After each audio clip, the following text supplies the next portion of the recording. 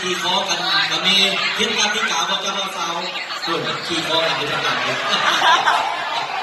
แล้วเกี่ยวพร้อมกันแล้วจะมาสาวบอกว่าเกี่ยวพร้อมเห็นโซ่ตอนยังไงพร้อมไหมเกี่ยวพร้อมกันเลย1 2